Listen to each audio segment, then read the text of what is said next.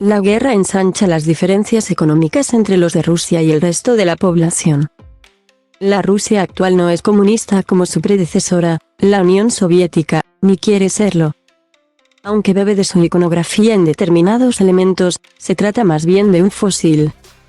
Algo que ha dejado de existir, porque en las calles más céntricas de las principales ciudades rusas es habitual ver coches de alta gama que rugen cuando el conductor quiere lucir su estatus delante de sus compatriotas.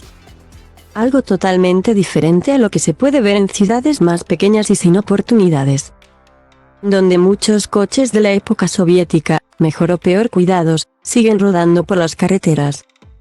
Agencias de noticias rusas como TASS se hacían eco recientemente del aumento de la fortuna de los empresarios más ricos de Rusia, que se estima que se ha incrementado desde principios de este año en cerca de 170 millones de dólares, mientras que las previsiones auguran que el ruso medio verá cómo su poder adquisitivo decrecerá en el futuro próximo, hasta colocarse en niveles inferiores al de 2012. En la lista a la que hace referencia la agencia rusa destacan Vagita Lekperov, el fundador de la petrolera Lukoil, que incrementó su fortuna en 170 millones de dólares, se estima que su patrimonio es de 500 millones, o Leonid Michelson, de la gasística Novatek, que ganó 650 millones, para llegar hasta los 300.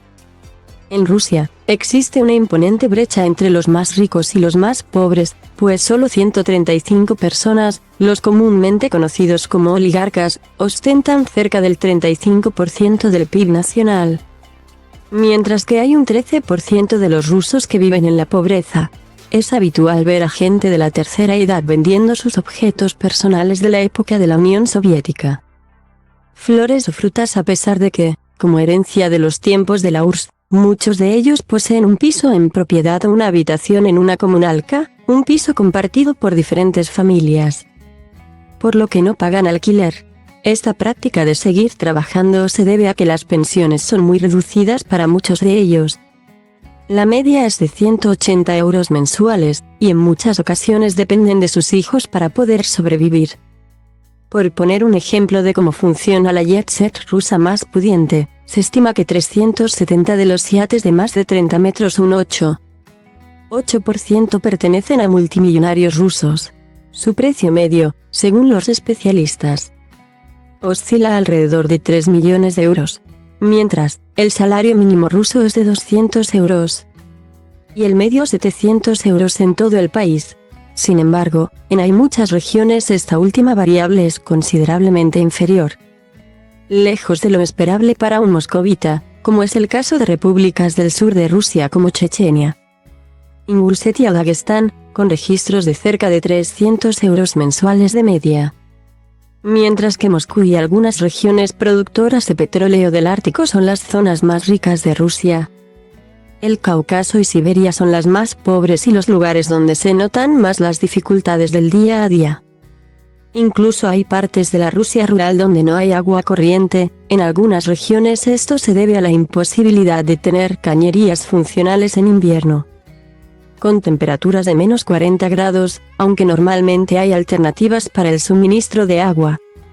Mientras las grandes ciudades, en especial Moscú y San Petersburgo, tienen una excelente comunicación con transporte público, hay ciudades más pequeñas, que pueden rondar los 100,000 habitantes, sin ninguna infraestructura de transporte público. Ni siquiera las célebres marsrutkas, minibuses, existiendo el taxi o el vehículo personal como únicas alternativas. Este sistema cubre lo que los autobuses no pueden hacer en muchas localidades, incluso en la misma capital. Aunque fuera de grandes ciudades suele tener poca frecuencia y en ocasiones poca fiabilidad en lo que respecta a puntualidad. Además de ser vehículos antiguos, algunos de ellos de la época soviética. Incluso en momentos como el actual, esto se palpa en las preocupaciones de gente de diferentes regiones. Mientras que una moscovita, Masa, nombre ficticio para preservar su identidad, apunta que le inquieta no poder viajar a Europa, aunque la mejor opción es viajar a Turquía. En otras partes de Rusia, la fuente de desvelos es más bien que ahora solo se puede pagar comida y gastos básicos, tal y como asegura Ruslana, cuyo nombre tampoco es real. En el caso de los hombres, las diferencias radican en la posibilidad de ser reclutados. Siberia y el Cáucaso han enviado a Ucrania proporcionalmente más soldados que Moscú y San Petersburgo. A pesar de que ambas ciudades cuentan en total con 20 millones de habitantes, alrededor del 15% del total de la población de Rusia,